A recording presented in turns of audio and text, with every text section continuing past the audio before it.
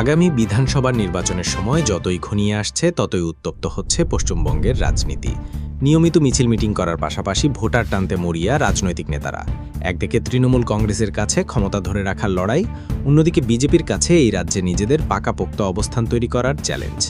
যেখানে বাংলাদেশি ও বাঙালি ইস্যুতে রীতিমতো চলছে পাল্টাপাল্টি অবস্থান। 2026 সালে হবে ভারতের পশ্চিমবঙ্গ বিধানসভা নির্বাচন। সামনে শুধু 8-9 মাসের অপেক্ষা। আর ভৌগোলিক অবস্থান ও নানা কারণে পশ্চিমবঙ্গের নির্বাচন বাংলাদেশের মানুষের মাঝেও বেশি গুরুত্ব রাখে। বিধানসভার এই নির্বাচনকে ঘিরে পশ্চিমবঙ্গের রাজনৈতিক দলগুলো ইতোমধ্যে প্রস্তুতি নেওয়া শুরু করেছে। একদিকে যেমন এই নির্বাচন তৃণমূল কংগ্রেসের জন্য ক্ষমতায় টিকে থাকার লড়াই, তেমনি বিজেপির কাছে ক্ষমতায় আসার চ্যালেঞ্জ। তাই বেশ কিছু পরিকল্পনা নিয়ে আগাচ্ছে দলগুলো। ক্ষমতায় টিকে থাকা এবং ক্ষমতার পালাবদলের দৌড়ে আসন্ন পশ্চিমবঙ্গের বিধানসভা নির্বাচনে বেশ গুরুত্ব পাচ্ছে বাঙালিরা। নিজেদের অবস্থান মজবুত করতে, বাঙালিদের মন জয় করতে মরিয়া তৃণমূল কংগ্রেস। পিছিয়ে নেই বাকি দলগুলো। সবার মুখে বাঙালি ও বাঙালি সংস্কৃতির বন্দনা।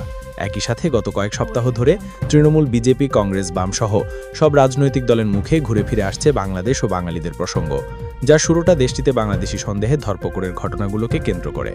স্বাস্থ্যকর অল টাইম ফ্যামিলি কেক, সবসময় অল টাইম হেলদি লাইফ।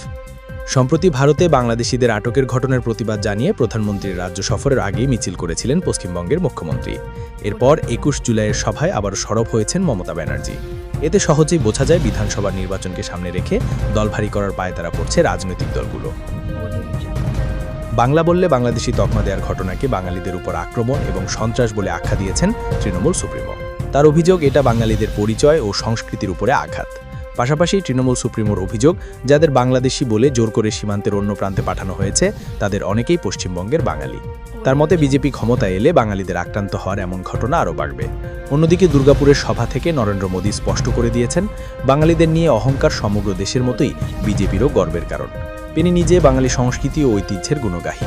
পশ্চিম বাঙালি ডাক্তার শ্যামাপ্রসাদ মুখার্জির প্রসঙ্গটি নিয়ে নরেন্দ্র মোদী বলেছেন, বাঙালি সংস্কৃতি ও ঐতিহ্য বিজেপির কাছে অনেক মূল্যবান। অনুপ্রবেশ ইস্যুতে তিনি স্পষ্ট বলেছেন, ভারতীয় নন এমন কেউ এদেশে থাকতে পারবেন না, তাদের ফেরত পাঠানো হবে। তার যুক্তি, যাদের ধরপকড় করা হচ্ছে তারা সকলে অবৈধভাবে অনুপ্রবেশকারী এবং বাংলাদেশি। इंडियन नहीं है, घुसपैठ के आया है, उसके साथ भारत के संविधान के न्याय सम्मत कार्रवाई होती। 2026 সালের আসন্ন বিধানসভা নির্বাচনের বিষয়ে আনুষ্ঠানিক ঘোষণা না হলেও ভোটযুদ্ধের দৌড় শুরু হয়ে গেছে। সেই সাথে রাজ্য রাজনীতিতে বটেই আসন্ন নির্বাচনেও বাংলা, বাঙালি এবং